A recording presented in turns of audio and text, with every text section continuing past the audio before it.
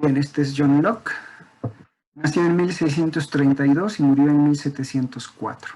1632, 1704. Es decir, no alcanzó a ser contemporáneo de Descartes. En realidad, no es Descartes con quien está discutiendo. Hay autores especialistas en Locke que plantean que Locke en realidad es un cartesiano, ¿no? Un cartesiano, un admirador de Descartes, ¿no? Como lo fue Spinoza. Pero que la única cosa por la que Locke se distingue o se separa de Descartes es en el innatismo, ¿no? En la teoría de las ideas innatas, como veremos ahora, pero que prácticamente, en esencia, casi todo lo demás es muy parecido o tiene un rasgo de familia, al menos, con Descartes, ¿no? Entonces, es posible, yo creo que sí, que hay muchos rasgos en Locke que podrían parecer muy cartesianos, muy cartesianos. Hay otros que no, y los haré ver cuando sea necesario aclararlo, ¿ok? Bueno, este es John Locke. Ahí trae su vestimenta de fiesta, ¿no? Pero si lo buscan ustedes en la internet aparece, y creo que la mayor parte aparece sin ese pelo largo, ¿no? Está mucho más de la vida cotidiana. Bueno, yo lo puse de gala ahorita. Lo puse ahorita. Bien, Locke es considerado como uno de los precursores del empirismo británico moderno. Es decir, el empirismo británico moderno arranca justo con él en 1690. Corresponde ya prácticamente al siglo XVII, XVIII. Y es representado por tres grandes filósofos: el propio Locke, Berkeley y Hume, como dije al inicio de esta. El empirismo británico señala la importancia de la experiencia y la observación como base del conocimiento y como condición necesaria y suficiente para el conocimiento.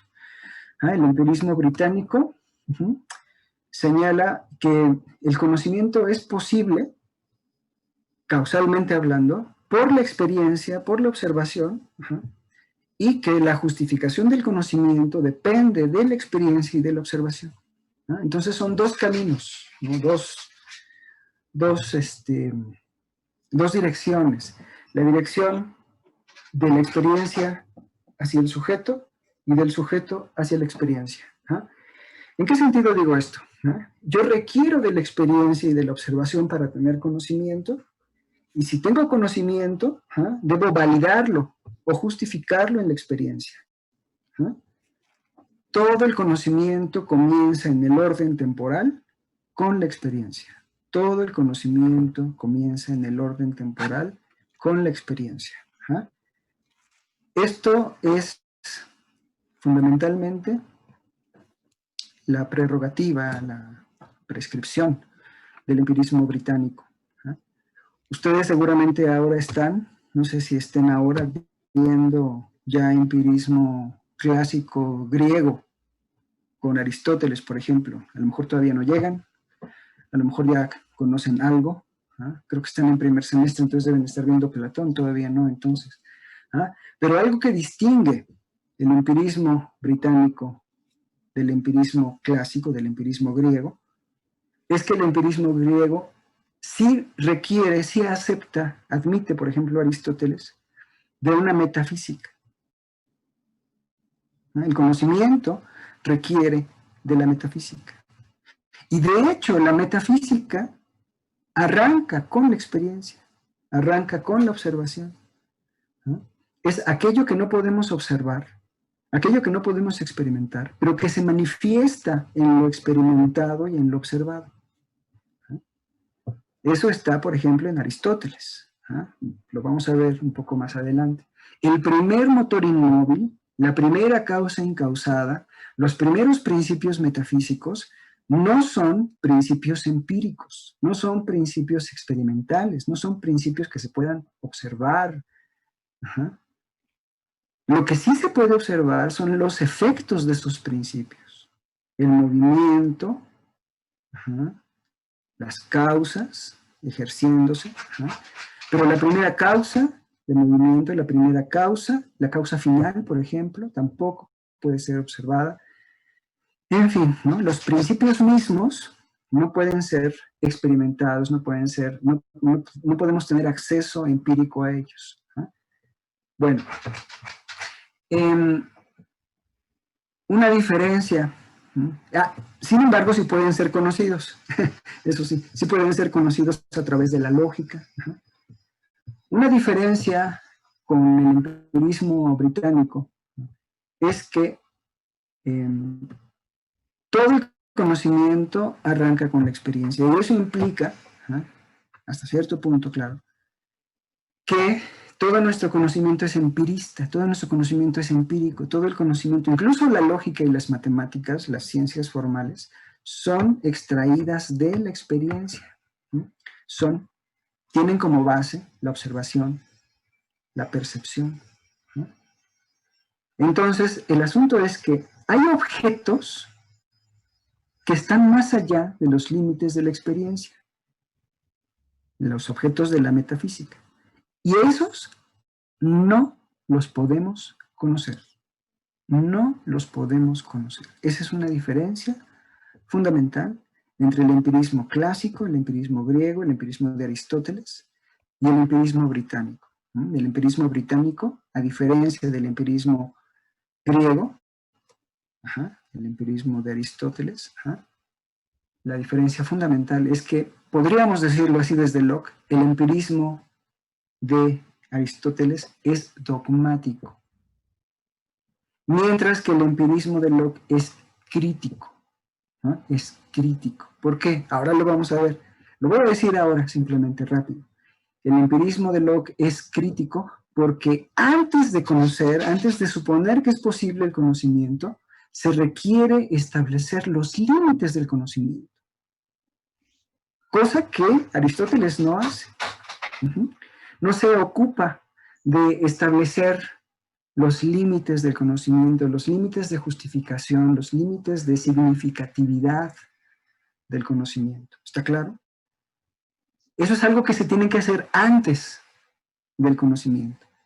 Antes de ir a la cosa misma, es decir, antes de ir al conocimiento del mundo, es necesario preguntarnos por el conocimiento y sus límites. Eso no lo hace Aristóteles. Por eso, el empirismo británico se distingue, o podría distinguirse del empirismo clásico griego. El empirismo clásico, el empirismo griego, va directamente a tratar de conocer, y cuando ya no le alcanza para poder explicar la realidad, recurre a elementos metafísicos. No a través de la observación directa, no a través de la experimentación directa, sino a través de la lógica, como veremos en un ejemplo que tengo un poco más adelante. ¿Ok? Bueno, entonces voy a pasar a la siguiente.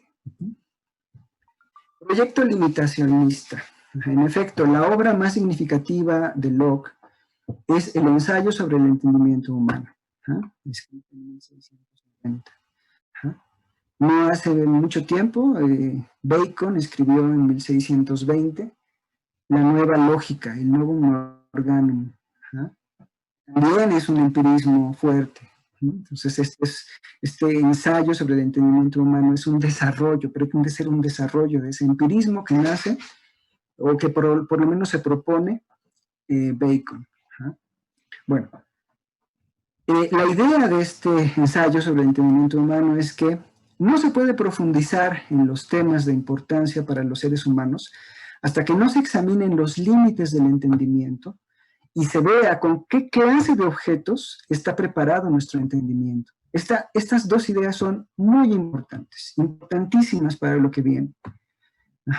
La primera es que el entendimiento tiene límites, que el entendimiento no puede conocer todo, que hay fronteras, que hay márgenes. Y la segunda idea importante es que hay tipos de objetos para los cuales el entendimiento puede tener acceso y otros para los que no. ¿Ok? Bueno, entonces son por lo menos esas cosas. ¿Cuál es la historia? ¿Cuál es la historia del proyecto limitacionista? ¿Por qué se llama limitacionista? Bueno, pues porque busca los límites del entendimiento. ¿Cuál es la historia de este proyecto? En realidad, bueno, yo creo que por eso varios autores han dicho, ¿no? Han planteado que John Locke es el primer epistemólogo, ¿no? Es el primer filósofo que hace epistemología seria, ¿no? ¿Por qué? Bueno, pues porque antes de ejecutar, ¿no?, la herramienta o hacer uso de la herramienta, que es el conocimiento, se pregunta por los límites de la herramienta. ¿Qué es lo que puede hacer con ella? ¿Cuáles son sus límites, sus alcances, etcétera? Ajá. Entonces, por eso, para muchos autores, Locke es el primer epistemólogo. Uh-huh. ¿Cuál es la historia de este proyecto limitacionista? ¿Cuál es la historia de esta idea de los límites del entendimiento? Es una cita que está en la página 17, como pueden ver, la voy a leer ahora. Dice Locke: nos reunimos 5 o 6 amigos en mis aposentos y al discutir un tema, por ejemplo, no sé, se me ocurre que a lo mejor estaban discutiendo sobre si Dios existe, o a lo mejor sobre si el universo tiene un origen o algo así, ¿no? Entonces, bueno, se reunieron sus amigos, estaban platicando y continuó: de pronto nos encontramos en un punto muerto debido a las dificultades que surgieron por todas partes. Después de algunos momentos de desconcierto y sin poder aproximarnos a una solución de las dudas que nos tenían perplejos, pongo en negritas, se me ocurrió que habíamos tomado el camino erróneo y que antes de lanzarnos a indagaciones de esa naturaleza, es decir, preguntarse si Dios existe, era preciso examinar nuestras propias capacidades y ver cuáles objetos de nuestro entendimiento eran o no los adecuados para ponerse a discusión. Es decir, lo que parece haber ocurrido en ese momento, que es así como un momento cumbre en la historia de la filosofía, ¿no?, en la historia de la reflexión humana, ¿no?, como el clásico de Newton que ve caer la manzana y se le ocurre la teoría de la gravitación universal, es que él, mientras está discutiendo, se da cuenta, ¿no?, reflexiona acerca de que a lo mejor el tipo de objeto del que están discutiendo, el tipo de tema del que están discutiendo, no es el tipo de objeto del que se pueda decir algo. Que a lo mejor el problema no está tanto en si podemos ponernos de acuerdo, no, o cómo, sino en el tipo de objeto del que estamos hablando. Eso es realmente de una lucidez deslumbrante, ¿no?, de una lucidez avasalladora. O sea, de repente darse cuenta de lo que se está haciendo en un momento dado y plantear algo así, los ha de haber dejado así, boquiabiertos a todo. Bueno, eso es lo que parece que dicen, ¿no? Propuse lo anterior a la concurrencia, dice, que asintió de inmediato y se acordó ahí mismo que esa sería nuestra primera investigación, ¿no? O sea, la primera investigación sería establecer los límites del entendimiento, ver cuáles son los objetos de los que sí se puede establecer conocimiento y cuáles no, por más que queramos. Y parece que sus amigos, durante muchos años, porque esto no sé cuándo ocurrió, pero Locke, según entiendo, escribía y pasaban los años y los años, y sus amigos le decían: oye, ¿cómo va el libro? Y Locke les decía: ahí va, más o menos, pues está tardando, pero, ¿no? Y si ustedes lo ven, es un libro así, ¿no?, gigantesco, ¿no? Claro, ¿no? No recuerdo ahora el número de años que tardó en hacerlo, pero fácil ha de haber sido como unos 10 o no sé cuántos, ¿no? Pero sus amigos le decían: no lo dejes, sigue adelante con esa idea, ¿no? Sí, no te desanimes, ¿no? Y lo impulsaban y le echaban porras.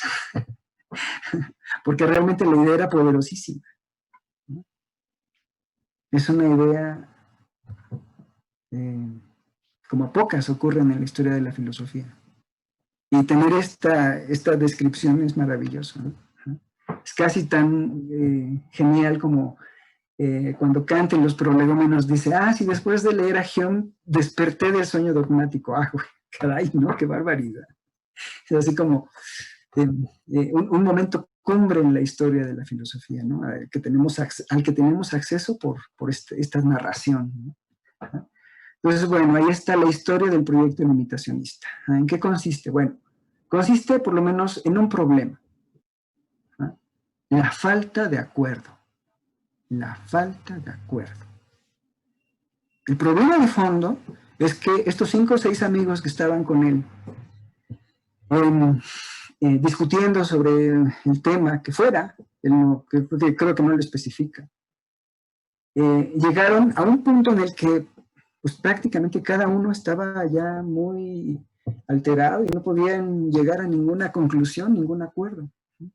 El asunto de fondo entonces es la falta de acuerdo, la falta de consenso. Oye, Ricardo. Lo que dice él, sí, ¿cómo no? Dime. Una cosita, lo que pasa es que hay una chica que no puede entrar a la clase y me parece que a lo mejor alguien más no puede, entonces pues no sé qué podamos hacer, igual y le grabo el audio o algo así para que no se la pierda. Ok, ¿y por qué no podrá entrar?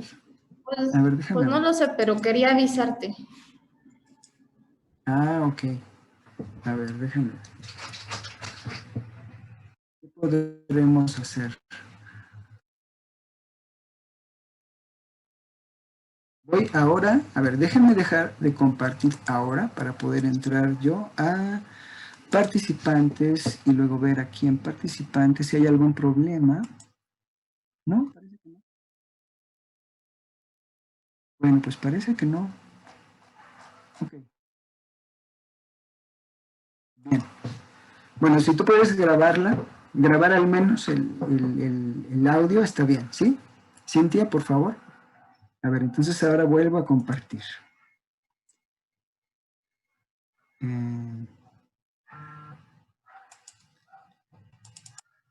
Aquí voy.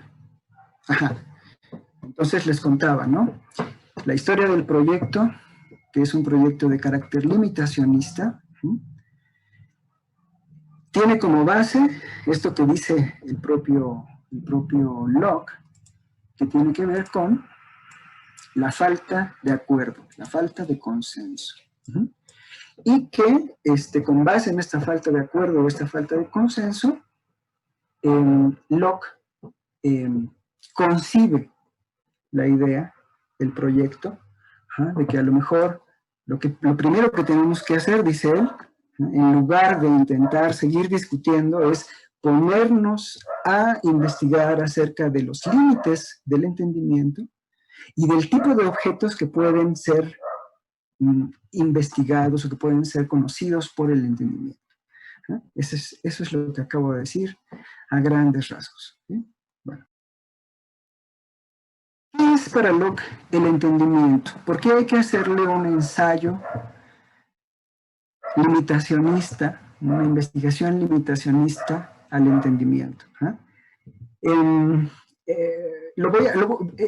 a explicar ahora qué es el entendimiento, pero quisiera, si ustedes podrán, ojalá que pudieran el próximo semestre acompañarnos en el curso de Teoría del Conocimiento 2, la mayor parte de ustedes o todos. Recordaré esto justamente. Cuando Kant plantea la necesidad de hacer una crítica de la razón pura, recuerda a Locke, nos recuerda en el primer prólogo, que Locke ya intentó hacer algo así. ¿Y qué es lo que dice Kant? Lo que dice Kant es que la razón humana requiere de un estudio que le muestre sus límites, requiere de un estudio que le muestre hasta dónde puede llegar con el conocimiento para que pueda tener claros esos límites y no rebasarlos, no ir más allá y caer en contradicciones o en problemas teóricos, en pantanos, ¿no? Que la lleven a nada, ¿no? Y claro, lo que va a decir aquí Locke es justamente esa idea, justamente algo así. Es necesario hacer un ensayo limitacionista, una crítica, por decirlo así, al entendimiento. Así lo va a entender después Kant, ¿no? Hacerle una crítica a la razón pura es hacer un estudio acerca de los límites de esta facultad de la razón pura. No voy a decir ahora qué es la razón pura para Kant, porque no viene el caso ahora, pero esa es la idea en Locke.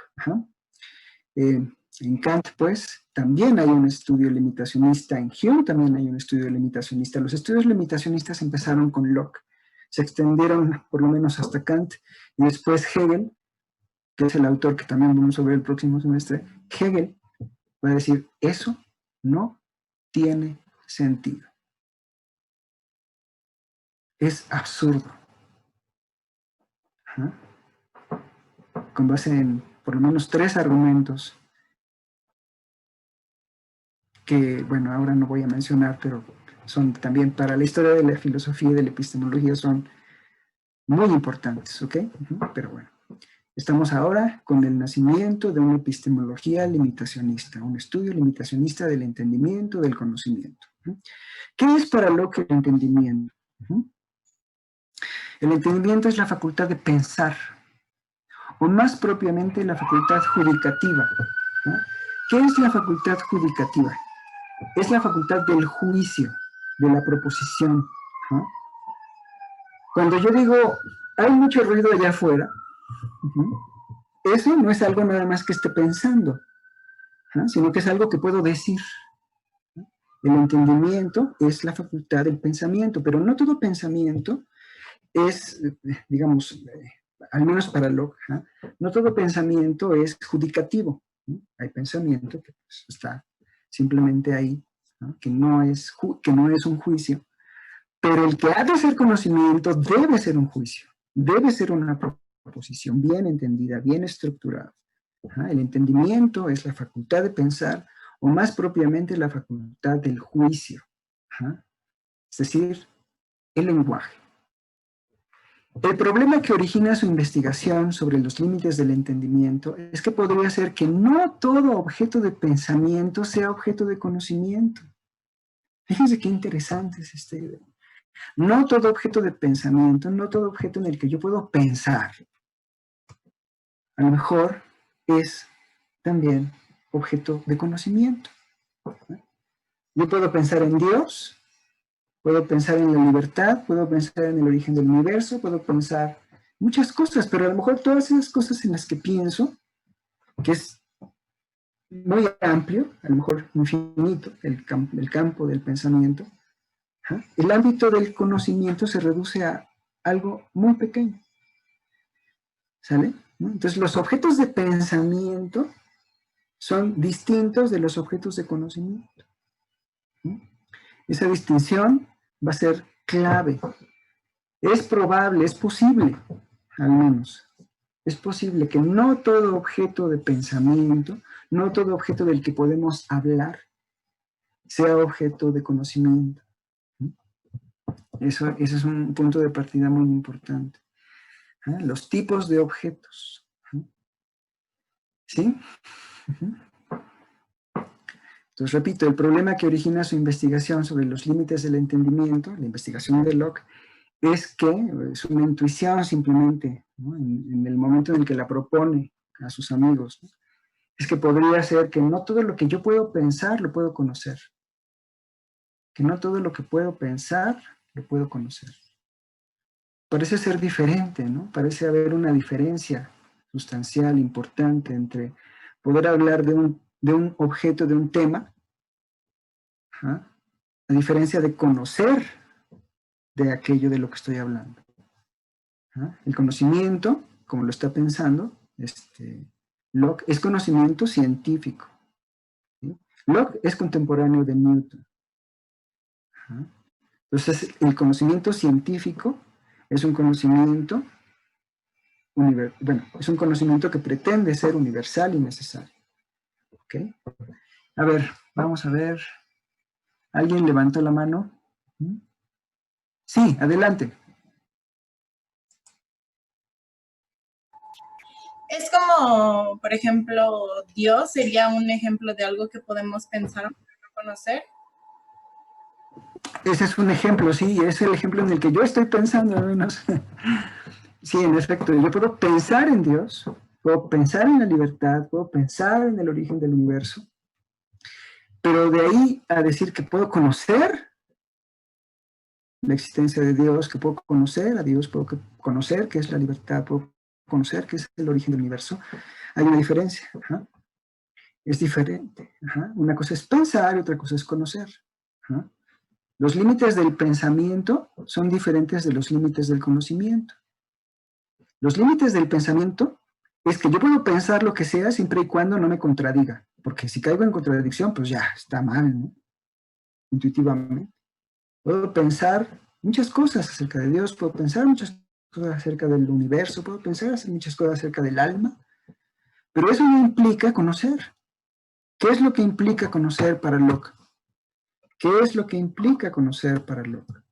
Lo que implica conocer para Locke es que lo que yo diga acerca de tal objeto, acerca de un objeto X, es que se pueda validar en la experiencia. Validar en la experiencia. ¿Sale? ¿Sí? Eso está claro. Ahora, aquí voy a poner un paréntesis. Voy a hacer un paréntesis acerca de esa pregunta que me acaban de hacer, que me acaba de hacer su compañera. Es una buena pregunta. Yo, Ricardo, su profesor, ahora les digo, sí, podemos pensar en Dios, pero no lo podemos conocer. ¿Pero qué creen? El grave problema en Locke, que va a reconocer después Kant, es que Locke intenta hacer un estudio limitacionista, hace un estudio limitacionista, lo propone, lo desarrolla en el ensayo sobre el entendimiento humano, pero ¿qué creen? Hay un capítulo dedicado, de parte de Locke, a la existencia de Dios. ¿Cómo es posible eso? ¿No? Es ahí en donde Kant dice, no, algo anda mal aquí. ¿Sí? Como un estudio limitacionista, como un trabajo como tan pues, brillante, ¿no? Como el que Locke propone, incluye un capítulo acerca de la existencia de Dios. Eso no tiene sentido. Y es necesario, como va a decir Kant, como vamos a ver el próximo semestre, de una vez por todas dejar claro cuáles son los objetos de conocimiento. ¿No? Porque Locke, por mucho que planteó la idea de los límites del entendimiento, parece que sin darse cuenta, los rebasa. Los rebasa al menos en tres cosas, como vamos a ver en estas dos clases que vamos a tener sobre Locke. Los rebasa sin darse cuenta de veras, o sea, sí lo creo, no creo que Locke haya sido, que se contradiga a sí mismo, o sea, bueno, que se traicione, no, es que, bueno, ya lo diré después, pero es algo como muy natural en su época, pero ahí les va. Se va más allá de los límites del entendimiento en relación a por lo menos tres cosas. La primera, en relación a que intenta demostrar la existencia de Dios. Intenta demostrar la existencia de Dios. Con eso claramente va más allá de los límites del entendimiento, pero él no lo ve así. Lo segundo es que intenta plantear una distinción real, una distinción ontológica, pues, entre propiedades primarias y propiedades secundarias. Las propiedades secundarias, ¿sí?, son las percepciones que nos afectan a nosotros, ¿no?, que tenemos sobre los objetos. Y las primarias son las que posee el objeto mismo con independencia de nosotros, con independencia de nuestra percepción, con independencia de nuestro acceso a ellas. Es claro que ahí también Locke está rebasando el límite del entendimiento, pero él no se da cuenta.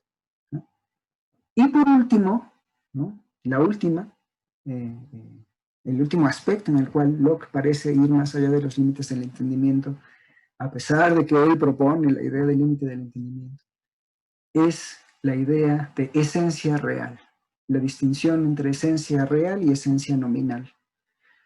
Es una distinción también muy importante, una distinción fundamental, esencia real, esencia nominal.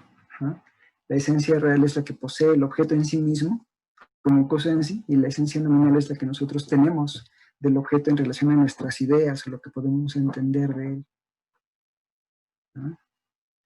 Pero con eso, Locke, sin darse cuenta, va más allá de los límites del entendimiento. Ya veremos por qué. A lo mejor ahorita no es claro. No tiene que serlo. Pero sí, cae, como dice Kant, en la metafísica. Al hacer esas distinciones. Pero no se da cuenta. En fin, bueno. Vamos a continuar.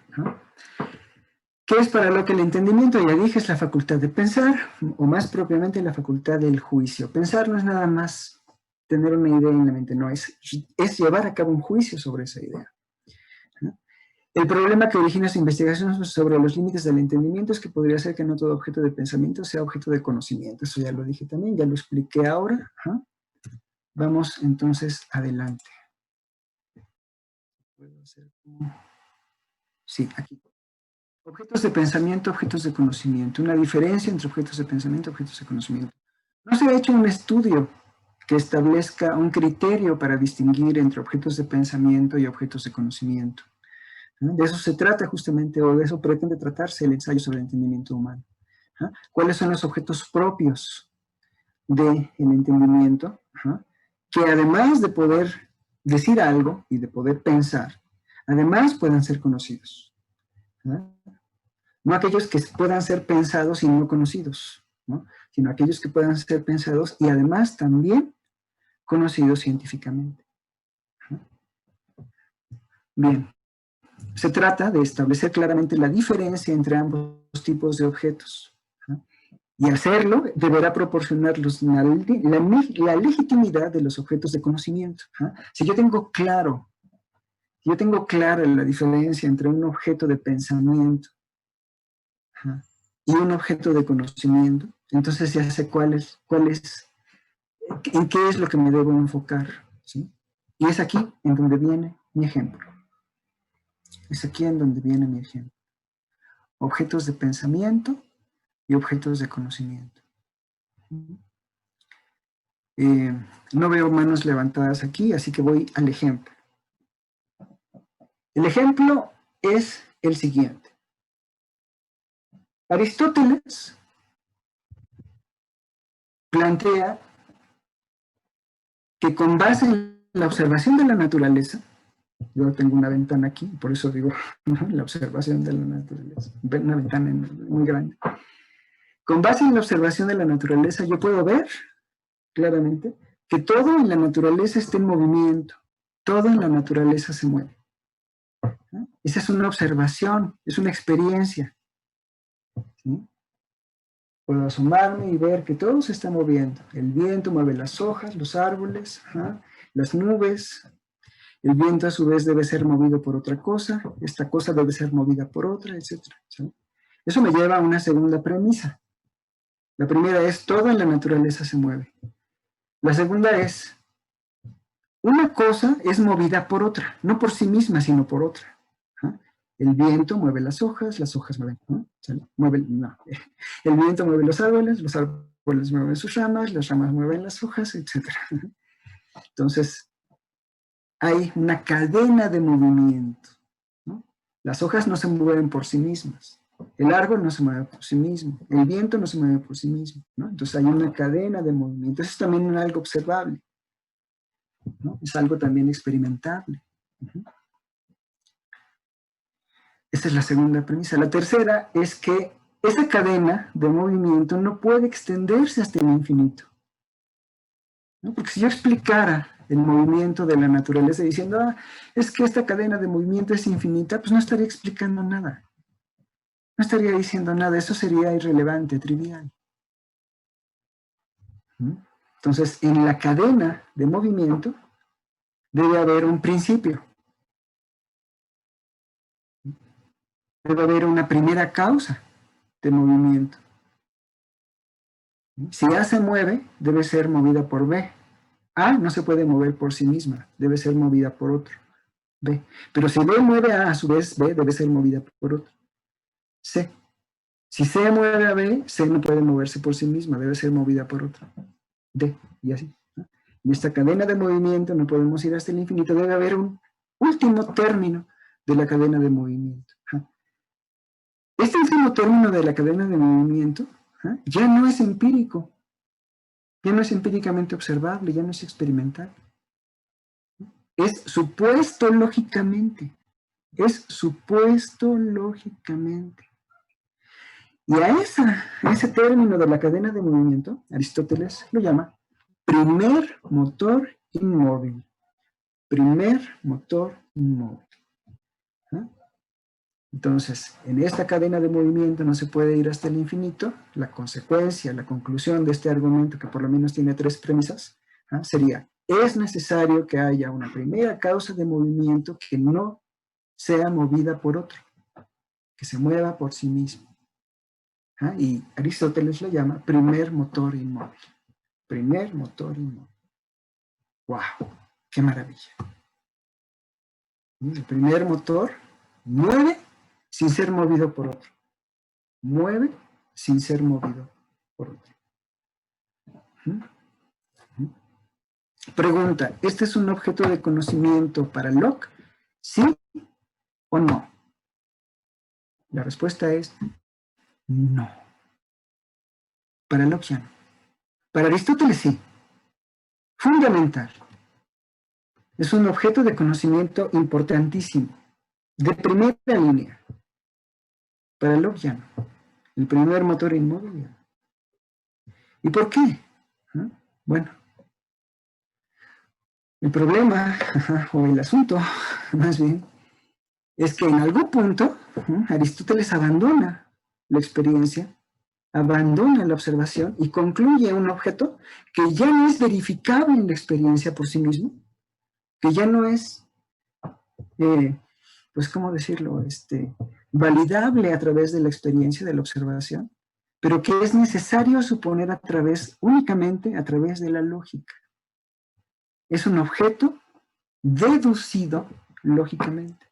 Si vemos el argumento de Aristóteles, toda la naturaleza se mueve, primera premisa, nada se puede mover por sí mismo, segunda premisa, tercera, en la cadena de movimiento no se puede ir hasta el infinito, tercera premisa, por consiguiente, ¿no? Como consecuencia, tiene que haber un primer motor inmóvil. Esa consecuencia, esa conclusión, se alcanza no a través de la observación, no a través de la experiencia, sino a través de la lógica. Es un objeto de pensamiento. La pregunta de Locke es, ¿cómo se distingue un objeto de pensamiento de un objeto de conocimiento? Ahora, ustedes seguramente se preguntarán, bueno, ¿y cuál podría ser un objeto de conocimiento? Ya me diste un ejemplo de objeto de pensamiento, un objeto lógico. El primer motor inmóvil. Ya me quedó claro. Eso espero. Ya me quedó claro, es un objeto de pensamiento, no es validable en la experiencia, ok, pero entonces, ¿cuál podría ser un objeto de conocimiento? Bueno, ¿cuál podría ser un objeto de conocimiento para Locke? ¿Una planta? Sí, claro, bueno, una planta es un objeto de conocimiento, sí, algo que observo, ¿no? Pero estamos hablando de conocimiento científico, ¿no? Es decir, estamos hablando de objetos que puedan ser, ¿cómo les diré? Que puedan ser, que puedan tener un carácter más allá de lo material, más allá de ser un particular, una planta. ¿Cuál podría ser un objeto de conocimiento en la época de Locke? Bueno, pensemos. Yo por ejemplo, bueno, sí. yo tengo una pregunta. Sí, por ejemplo, si creas un tipo de conocimiento, por ejemplo, literatura, ¿sería algo de conocimiento? Bueno, es algo más abstracto, algo que no... Bueno, creo que se puede saber. No sé, cómo... Sí, no. Mario, no podría ser entendido como un conocimiento propiamente dicho, al menos para el empirismo británico, por una razón fundamental. Este conocimiento literario, este conocimiento que la literatura te provee, no es un conocimiento validable en la experiencia. A lo que voy, y voy a ofrecer ahora un ejemplo, es que cuando hablamos de objetos de conocimiento, a diferencia de objetos de pensamiento, hablamos de objetos de los cuales podamos extraer explicaciones y predicciones que puedan ser comprobadas o validadas en la experiencia. ¿A qué objeto de conocimiento me refiero en este momento? En la época de Locke, me refiero fundamentalmente a la gravitación universal. La ley de la gravitación universal es ese objeto de conocimiento, ese tipo de objeto del cual yo puedo tener explicaciones y sobre todo predicciones con un carácter de precisión como nunca antes en la historia de la filosofía natural habíamos tenido. La pregunta de fondo es, ¿qué distingue un objeto de pensamiento como el primer motor inmóvil de un objeto de conocimiento como la ley de la gravitación universal? Y la respuesta es que con el primer motor inmóvil no puedo explicar ni predecir con exactitud prácticamente nada. Puedo explicar, sí, eso sí, el carácter explicativo del primer motor es enorme, es amplísimo, ¿no? Ese carácter es enorme, ¿no? Puedo explicar el movimiento, sí, wow, eso es increíble, pero ¿qué puedo predecir con él? Puedo predecir eclipses, puedo predecir apariciones de cometas, puedo predecir nada. Oiga, prof. Sí, adelante. ¿No será que pues sí se puede predecir? Porque podrías decir, pues si en alguna parte del universo existe cualquier cosa por movimiento, alguna vez va a llegar a ser, o alguna vez se va a hacer presente, por lo tanto estás prediciendo que algo se puede hacer presente, ¿no? De acuerdo, Osmar, yo podría decir, con base en el primer motor inmóvil, yo puedo predecir algo así, ¿no? En algún lugar del universo habrá movimiento siguiendo esta cadena de movimiento, ¿no? Pero fíjate bien, la diferencia entre este tipo de predicción que acabamos de plantear, que a lo mejor incluso Aristóteles podría haber planteado, y una predicción del tipo de las que se deducen de la ley de la gravitación universal, es que el tipo de predicción que se deduce de la ley de la gravitación universal es completamente específica, mientras que la otra que se podría deducir del principio, del primer motor, es muy general, muy general. A lo que voy es a lo siguiente. Con la ley de la gravitación universal fue posible predecir la existencia de planetas que no se habían observado. Con la ley de la gravitación universal se pudo llevar a cabo una unificación que en la época de, toda la Edad Media prácticamente, era imposible llevar a cabo. Fíjense muy bien. Y eso abonaría un poco respecto del límite de esta afirmación, de esta predicción que propone Osmar. Fíjense muy bien. Para Aristóteles hay dos órdenes. Esto no sé si ya lo haya dicho aquí. Creo que no lo he dicho aquí en esta aclaración. Para Aristóteles hay dos órdenes. Y para toda la Edad Media hay dos órdenes, ¿no? El orden sublunar, es decir, de la luna para acá, para la Tierra, de la luna hacia la Tierra, es un orden de leyes. Y otro es el orden supralunar, de la luna hacia los planetas. Son dos órdenes diferentes y se rigen por leyes diferentes. ¿Por qué? Diría Aristóteles. Bueno, pues porque de la luna hacia acá, de la luna hacia la Tierra, los graves, los objetos, todos los objetos, tienden a caer hacia su lugar natural. Claro, en esa época no había plástico, pero bueno, eran madera o fierro o cosas así, ¿no? Piedra. Buscan su lugar natural, ¿no? Y los etéreos, ¿no? Buscan el cielo. Las cosas etéreas buscan el fuego, por ejemplo, busca ir hacia arriba, ¿no? Entonces, uno es el orden sublunar y otro es el orden supralunar. ¿Por qué? Porque de la luna hacia allá, hacia afuera, hacia arriba, tomando en cuenta que para Aristóteles el mundo está en el centro, la Tierra está en el centro del universo, de la Luna hacia afuera, hacia los demás planetas, los planetas siendo materiales no caen.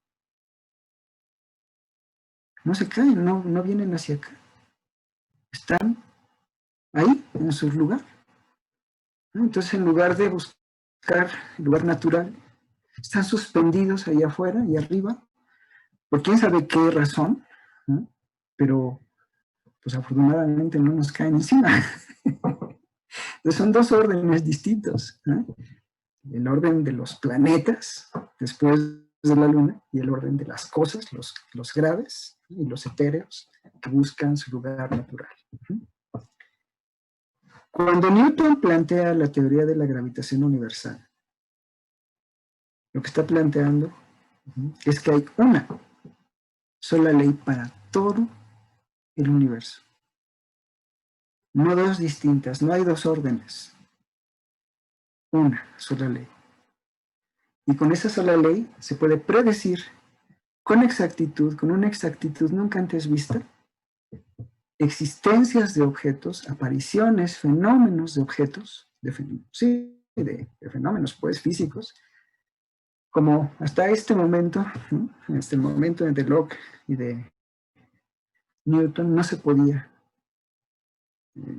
llevar a cabo. Entonces, ¿qué diferencia hay entre una predicción como la que podríamos tener de un primer motor inmóvil y una predicción de la ley de la gravitación universal? Su carácter de generalidad, su generalidad, ¿sí? Una predicción hecha con base, una deducción hecha con base, ¿no? En el primer motor inmóvil, ¿no? Tiene una generalidad tan amplia que se vuelve irrisoria, ¿no? En cambio, una predicción hecha sobre la base de la ley de la gravitación universal, ¿no? Podría pensar Locke y sus contemporáneos, ¿no?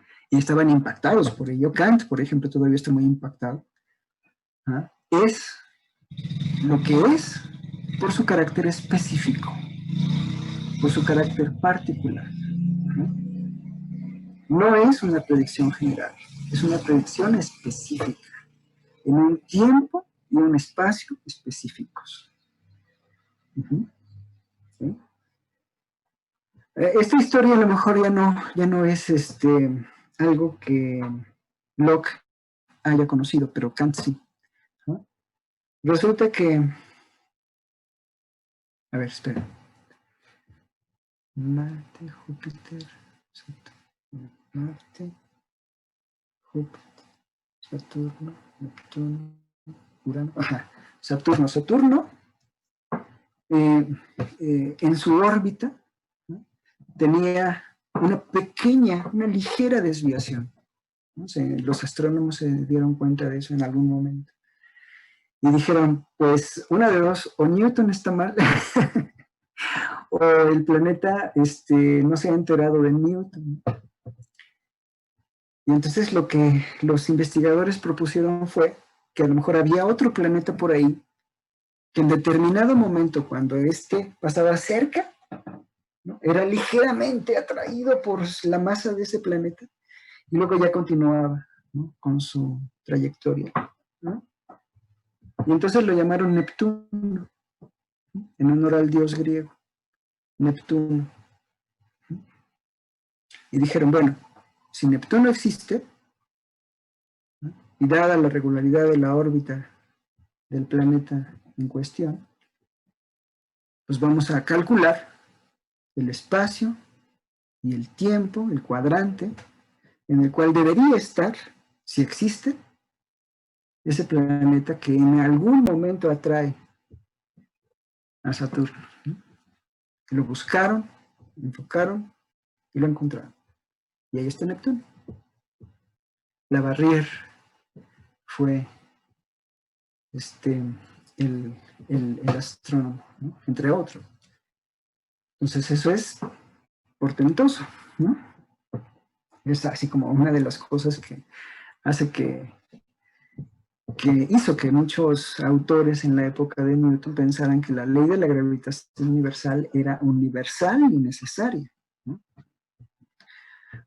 Y posteriormente, como algunos de ustedes seguramente saben, pues cambió, ¿no? Ya para mediados de 1800, para mediados del siglo XIX, de 1850, ya empieza a haber una serie de cambios en la forma de pensar de los científicos que promueve la idea de que se requiere de una nueva física. Y esa nueva física llegó hasta 1915 con Einstein. Pero bueno, la idea es que podemos distinguir entre objetos de pensamiento y objetos de conocimiento.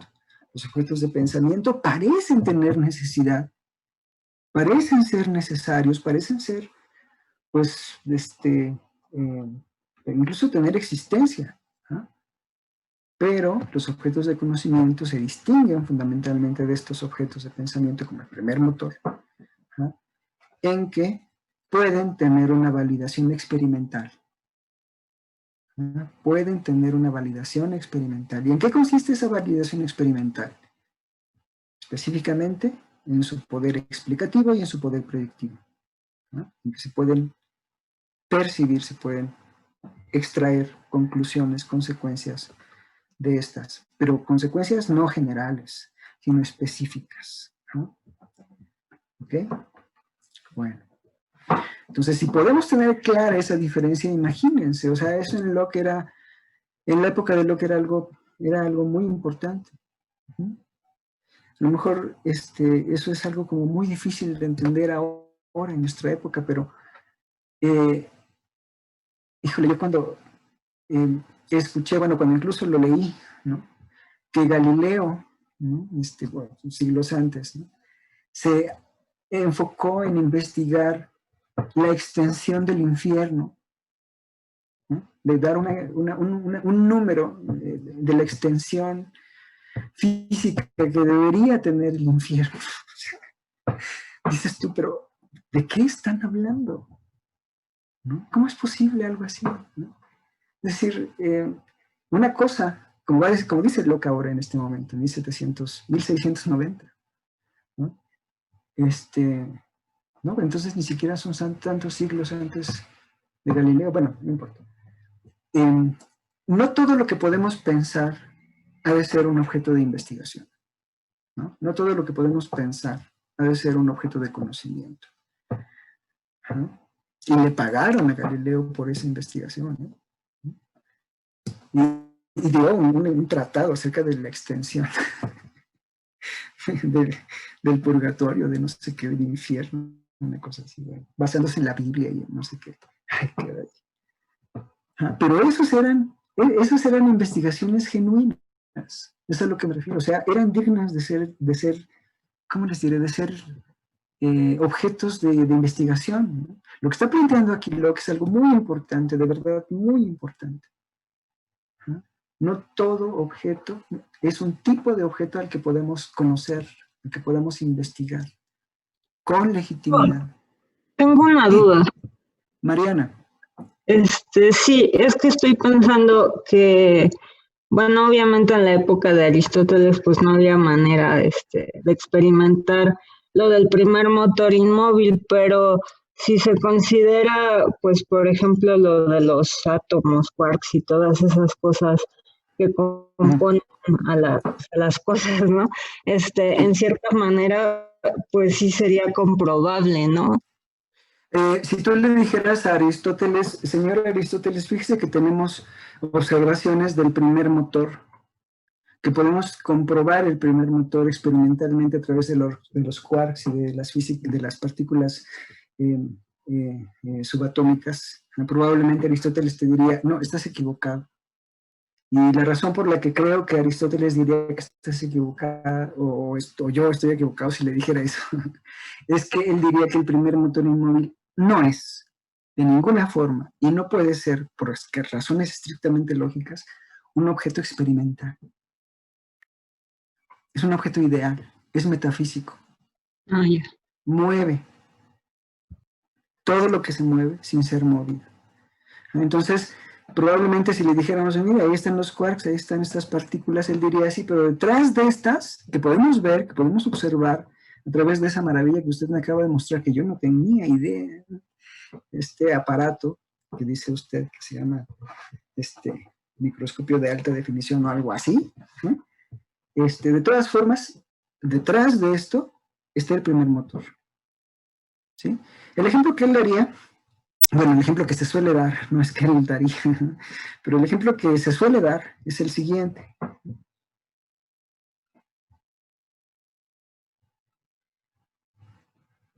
Bueno, no lo tengo aquí, pero imagínense un reloj con manecillas, ¿no? Las manecillas son las que se mueven, ¿no? Y están los números, ¿no? Las manecillas, ¿no?, van alrededor de los números. Yo al ver las manecillas del reloj, puedo suponer que atrás hay un motor. No lo veo, pero lo supongo. ¿De acuerdo? Solo veo fenoménicamente el movimiento de las manecillas, pero no veo el motor. No puedo. Entonces, si le dijéramos a Aristóteles, ¿qué cree, señor Aristóteles, que aquí están estos movimientos que a lo mejor usted no tenía acceso? ¿Y qué me dice? ¿No? Probablemente él diría, son manecillas. ¿Sí? Son parte de lo observable que manifiesta lo no observable, que expresa lo no observable. El primer motor inmóvil, para decirlo heideggerianamente, se oculta en el mostrarse los fenómenos. Se oculta. ¿No? Está ahí, como el motor del reloj. ¿No? Como un titiritero. Lo que se muestra es el movimiento. Sí. Sí, perdón. Ah, no, decía que como un titiritero o algo así. Como un titiritero o algo así. En el fondo, la fuerza que mueve al títere, o la fuerza que mueve a las manecillas, o la fuerza que mueve a lo que vemos que se mueve, no es visible, no es observable. Probablemente eso es lo que diría Aristóteles. No es una muestra del primer motor. O sea, para Aristóteles estaría cómodo con que el primer motor no fuera empírico. De hecho, no tiene que serlo, no debe serlo. En cambio, para el empirismo inglés, para el empirismo de Locke, solo podemos conocer científicamente, rigurosamente, aquello que se manifiesta en la experiencia, aquello que se puede verificar en la experiencia. Ahí está Newton. Ese es el modelo. Ya no es Aristóteles, ya no es Galileo, es Newton. ¿Ok? Bien, bueno. Alguien, a ver, déjenme ver si voy a abrir aquí mi cuadrito. Excelente, aquí estamos. Ahora los veo. ¿Alguien tiene alguna duda? ¿Alguien había levantado la mano y... ¿No? ¿Nada? Ok, bueno, entonces voy a continuar. Voy a volver a cerrar aquí, ya, porque si no, no puedo leer. Bien.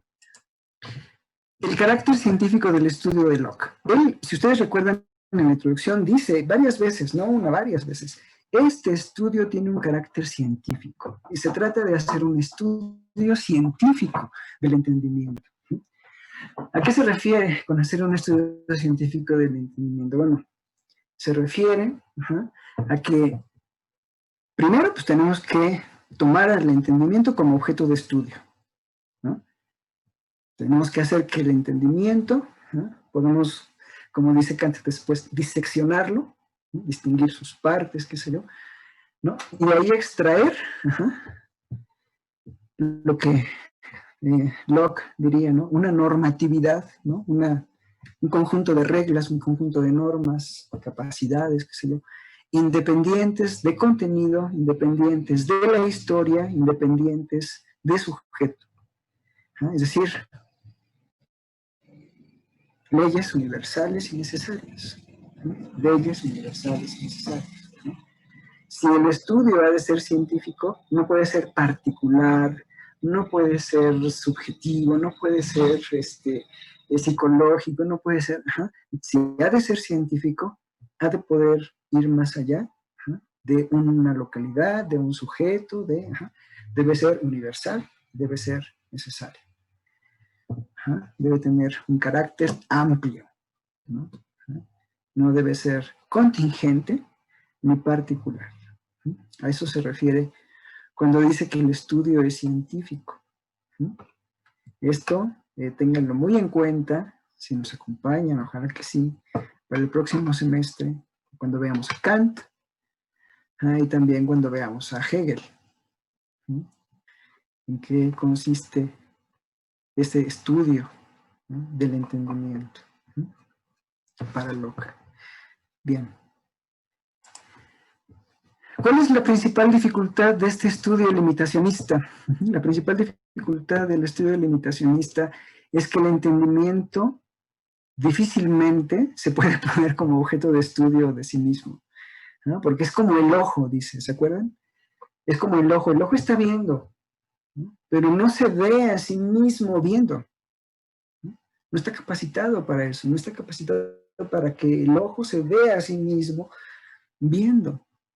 Es ponerse a sí mismo como objeto de estudio. Bueno, esa es la principal dificultad, ¿no?, que encuentra Locke, ¿no? Que el entendimiento, hasta cierto punto, se distinga de sus contenidos, se distinga de sus objetos, y podemos ver el funcionamiento del entendimiento en abstracto, que podamos ver el funcionamiento del entendimiento en abstracto, con independencia del contenido. Por eso va a ser un estudio científico, porque no va a estar contaminado por el contenido, ¿sí? Va a ser un estudio científico porque vamos a hablar del funcionamiento abstracto, universal, necesario, del entendimiento humano en general, ¿no? En general. Así sea un individuo perteneciente a una tribu en África o un individuo perteneciente a una sociedad en China o Locke mismo o yo, son los mismos principios y se acabó. Por eso el estudio es científico. Entonces lo que tenemos que hacer es quitar hasta cierto punto el contenido y ver el funcionamiento en abstracto. Pongo mucho énfasis en esto, no sé si lo estén viendo. Ojalá que sí, porque yo no me estoy viendo a mí mismo. Pero pongo mucho énfasis en esto de separar el contenido de la forma o del funcionamiento, ¿no? Porque va a ser algo que después Kant también nos va a recordar que es necesario hacer. Y Hegel, bueno, el buen Hegel va a decir, eso no tiene sentido. Eso es absurdo. Ya vamos a ver por qué, ¿no? Pero bueno, es algo que es importante. Es metodológicamente importante para estos autores. Bien, entonces esa es la principal dificultad. No se advierte a sí mismo el entendimiento y se necesita de un esfuerzo para ponerlo a distancia y convertirlo en su propio objeto. Por eso es que también se dice de Locke que Locke es el primer epistemólogo. ¿Por qué?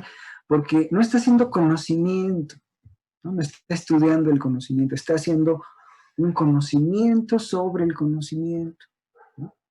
El conocimiento de la naturaleza, el conocimiento matemático, es un conocimiento de primer orden, por decirlo así. Lo que busca hacer Locke es establecer una teoría sobre el conocimiento, un conocimiento sobre el conocimiento. Por eso lo llamamos conocimiento de segundo orden. De manera que con independencia de los objetos, podamos saber en qué consiste el conocimiento, cuál es su naturaleza, cuál es su alcance, etc. Desde un punto de vista abstracto y metodológicamente cómodo. Bien, bueno, voy a continuar, ¿no? ¿Cuál es el propósito del ensayo sobre el entendimiento humano. ¿Cuál es el propósito del estudio de Locke? El propósito del estudio es, como él mismo dice, creo que es una cita o una glosa muy cercana a una parte en donde Locke habla sobre el propósito de su trabajo: investigar el origen, la certeza y el alcance del conocimiento humano, así como los fundamentos y grados de la creencia, la opinión y el consentimiento, es decir, el grado de asentimiento, ¿no? de creencia, el grado de creencia, ¿no? En otras palabras, establecer la génesis, la naturaleza y la justificación del conocimiento humano. Es la pregunta: ¿de dónde hasta dónde? ¿De dónde la génesis y hasta dónde la justificación? ¿Sí? Establecer la génesis, la naturaleza y la justificación del conocimiento humano, y de un modo particular en definir los límites, por eso está en negritas esto, en definir los límites dentro de los cuales el intelecto humano, el entendimiento humano puede y debe moverse, y cuáles son las fronteras que no debe atravesar, aquellos ámbitos que se hayan estructuralmente vedados para él, aquellos ámbitos o temas u objetos que se hayan estructuralmente más allá de su alcance. ¿En quién está pensando Locke cuando escribe de esta forma, cuando plantea el problema de esta forma, este propósito?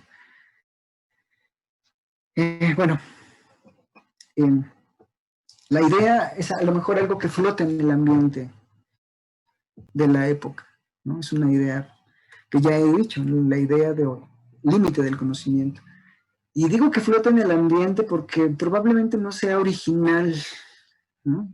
O del todo original de Locke, sino que ya es algo que es más o menos una forma de hablar, una forma de referirse a las cosas, y la encontramos un poquito antes que en Locke, en Hobbes, en Thomas Hobbes, en el Leviatán. En el Leviatán, Hobbes plantea que para poder haber legalidad, incluso para poder haber libertad propiamente dicha, el sujeto, el agente, tiene que establecer los límites de la acción, lo que se puede hacer y lo que no se puede hacer, lo que se debe hacer y lo que no se debe hacer. Porque si no se tienen claros estos límites, entonces si no se tienen claros estos límites y todo se vale, entonces lo que tenemos pues es el estado de naturaleza, ¿no? El estado de guerra, ¿no? En donde todos somos enemigos de todos y el hombre es el lobo del hombre, porque no hay límites, ¿no? Entonces, cansados de esta situación, dice Hobbes, en algún momento los seres humanos tuvimos que reunirnos y decir: basta, estamos hartos de vivir con miedo, miedo a la muerte violenta, miedo a que nos arrebaten a nuestra esposa, nuestros hijos, nuestras pertenencias, nos invadan, nos maten. Vamos a reunirnos, vamos a proponer un soberano y vamos a establecer un marco de la acción legal, un marco de la acción correcta, de lo que se puede hacer, de lo que se debe hacer, de lo que no se puede hacer, lo que no se debe hacer. Si no tenemos ese marco, entonces no tenemos nada. Es necesario establecer esos límites previamente a la conformación de la sociedad. Si no hacemos eso, no tenemos Estado, no tenemos nada. Estamos viviendo como animales. Entonces esa idea de establecer primero los límites, es algo que ya estaba empezando a flotar en el ambiente un poco antes, ¿no? Entonces, esta idea va a ser recuperada también después por Rousseau, por Jacques Rousseau, va a ser recuperada también por Kant, por supuesto. Y en fin, es una idea increíble, una idea muy buena, ¿no? Intuitivamente muy valiosa para la epistemología, ¿no? Entonces, otra vez, ¿no? De un modo particular, el propósito del estudio es definir los límites dentro de los cuales el intelecto humano puede y debe moverse y cuáles son las fronteras que no debe atravesar, ¿sí? Es decir, a ver, Aristóteles, ¿qué estás haciendo? ¿Qué estás haciendo?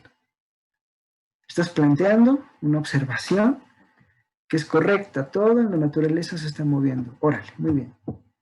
Nada en la naturaleza se mueve por sí mismo.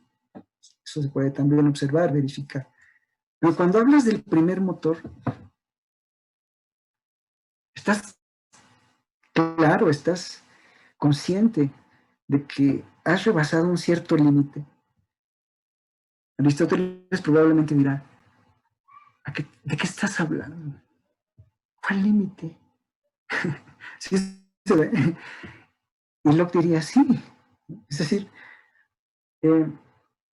estás yendo más allá de la experiencia.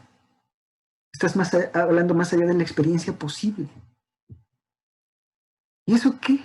Diría Aristóteles, ¿no? ¿Cuál es el problema?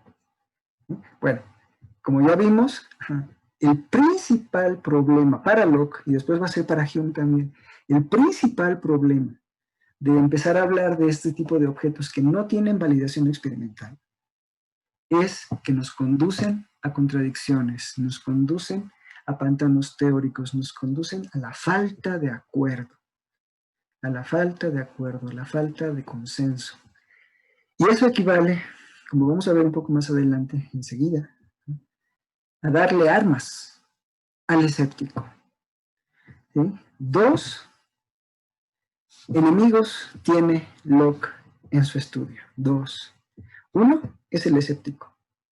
Y el otro es el innatismo.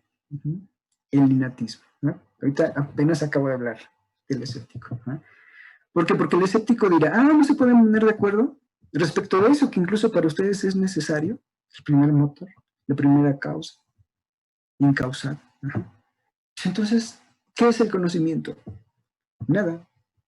Si no se pueden poner de acuerdo, no hay conocimiento. Si no pueden explicar con claridad, si no pueden estar de acuerdo, si no pueden consensuar lo que dicen, lo que afirman, pues entonces yo pongo en duda el conocimiento, ¿no? Ese es el escéptico, como veremos un poquito más adelante. Por eso es que para Locke es importante llevar a cabo el estudio de los límites del entendimiento. Porque una vez que tengamos claridad acerca de estos límites, entonces podremos saber hasta dónde podemos llegar, ¿sí? Experiencia, observación, ¿no? Y al llegar a ese límite, debemos detenernos, ¿sí? Entonces ya no podemos concluir primer motor, porque ahí está el límite, ¿no? El límite está en aquello que ya no podemos validar empíricamente, que ya no podemos verificar en la experiencia. Bueno, ya vamos a ver después. La idea del límite del entendimiento es importante. La idea importante de este planteamiento es la idea del límite del entendimiento. Si no se establecen dichos límites previamente, podemos rebasarlos sin darnos cuenta, como el señor Aristóteles, como el señor Santo Tomás y muchos otros, y caer por ello en oscuridades y contradicciones. Y caer por ello en oscuridades y contradicciones. Las cuales, por cierto, estas oscuridades y contradicciones nos conducen, ¿sí?, a la sospecha, ¿no? Nos conducen al desencanto, a la oscuridad en las ciencias. Son las herramientas del escéptico. Este tipo de dificultades levanta sospechas escépticas acerca del poder de nuestras capacidades cognitivas, ¿no? ¿Sí? Que parece que son muy, muy grandes, pero al mismo tiempo, pues si no podemos ponernos de acuerdo, no solo se oye ruido, ¿no? Discusiones, pues entonces no hay, ¿no? No hay como un punto firme, no parece haber un punto firme. Esta es la utilidad de conocer los límites del entendimiento, ¿no? Son los límites de la comprensión, los límites de la inteligibilidad, del conocimiento legítimo y, por lo tanto, de la justificación, ¿no? Esta es una idea que viene de Hobbes, ¿no? Solo tiene sentido hablar de libertad cuando hay estos marcos. Solo tiene sentido hablar de libertad cuando hemos establecido los límites. ¿Sí? Porque si no hay límites y todo se vale, eso no es libertad. ¿Sí? El sentido de la libertad, propiamente dicho, se corresponde directamente con la posibilidad de establecer un marco de acción adecuado. ¿Sí? Los límites de la acción correcta. Si esos marcos no existen o no son claros, entonces eso no es libertad, no hay libertad. ¿De acuerdo? Entonces lo que está planteando aquí Locke es algo muy semejante. Una vez que establecemos los límites del conocimiento, los límites del entendimiento, que son al mismo tiempo los límites de la comprensión, de la inteligibilidad, entonces podemos hablar de justificación. De lo contrario, cualquier cosa podría ser. O sea, Aristóteles pensaba realmente, y toda la Edad Media probablemente, pensaba que el primer motor era un conocimiento justificado, verdadero y justificado. Y lo que está planteando Locke aquí es que no del todo. ¿Sí? A menos que tengamos claro qué es la justificación, cuáles son estos límites, entonces podremos decir si realmente el primer motor inmóvil aristotélico es un conocimiento justificado. Claro, está entendiendo justificación de una cierta forma, ¿no? La justificación que tiene el primer motor para Aristóteles es una justificación lógica, ¿no? Una validez lógica, ¿no? Se requiere lógicamente, ¿no? Y si se requiere lógicamente y se puede demostrar lógicamente para Aristóteles, no puede no existir, tiene que estar ahí, tiene que existir allá afuera, ¿no? No puede no ser el caso, ¿no? Tiene que ser, tiene que existir, ¿no? Locke está poniendo en entredicho esa idea, ¿no? La justificación lógica no es suficiente. La justificación lógica, la validez lógica, no es suficiente. Ok. De acuerdo con Locke, es útil investigar hasta dónde puede elevarse el entendimiento en sus investigaciones, ¿no? Elevarse en ese sentido así como de, pues, incluso, si quieren ustedes, literal, o sea, Aristóteles parte de la observación, ¿no? Se eleva y ¡pac! De repente rebasa un límite de significatividad, al menos empirista, ¿no? Y concluye algo que ya no es objeto empírico. ¿No? Para ponerlo en términos de Kant, ya no es objeto de experiencia posible. ¿En qué sentido ya no es objeto de experiencia posible? En el sentido de que no se puede poner al primer motor en un acelerador de partículas, en un plano inclinado, no se puede, no es experimentable. No hay un modelo experimental útil, ¿no? Para mostrarlo, ¿no? Para establecer una fórmula, una ley, y mucho menos explicaciones y predicciones específicas. ¿Sale? Bien. Además, esto está conectado con un proyecto pedagógico. Esta idea está conectada con un proyecto pedagógico. ¿En qué consiste este proyecto pedagógico? Bueno, consiste en que si el entendimiento tiene claros sus límites, los límites del entendimiento, entonces el entendimiento se instruye, se educa, ¿no? Tiene una cierta, pues sí, una cierta sensibilidad, ¿no? Una educación, ¿no? De manera que puede ser precavido, ¿no? En relación a sus investigaciones, ¿no? Como digo aquí, ¿no? Puede ser más precavido al tener en cuenta que no todo objeto está dentro de su comprensión. El sujeto deberá detenerse ante esos límites, retroceder y no sostener hipótesis auxiliares ad hoc, ¿no? Es decir, en otras palabras, ¿no? El primer motor inmóvil es eso, una hipótesis auxiliar ad hoc, ¿no? Es una hipótesis explicativa ad hoc, ¿no? ¿sí? Pero no es un conocimiento científico. ¿Sí? Para Aristóteles, puesto que era metafísico, era científico, era necesario. Es el conocimiento necesario y por lo tanto es la base de la ciencia, es la piedra fundamental de la ciencia. Para Locke ya no. La metafísica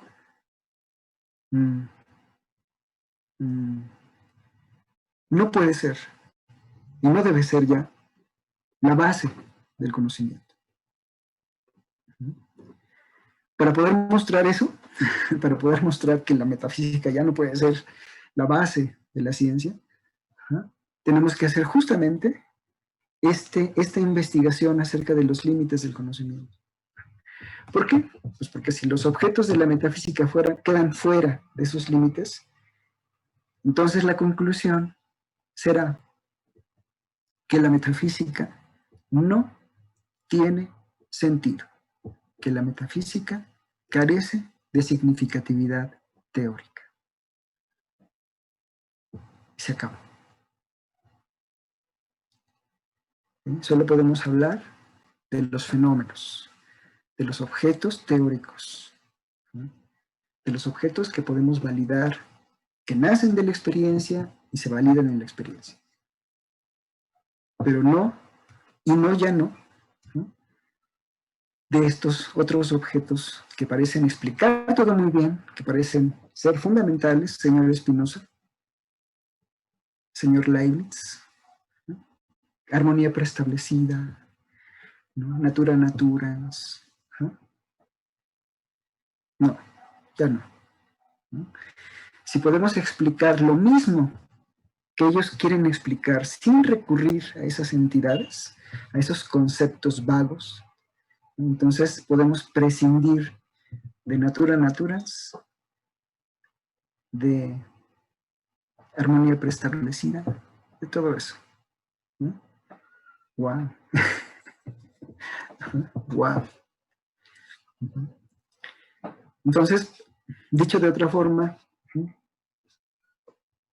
este proyecto limitacionista es también un proyecto anti-metafísico. El proyecto limitacionista es, por su empirismo fundamental, por su empirismo radical, un proyecto antimetafísico.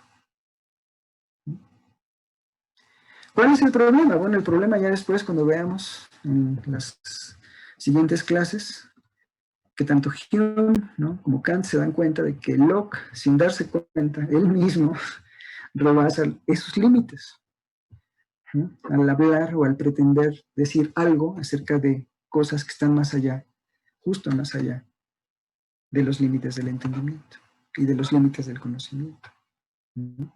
Bueno, pues así es como pasa la historia.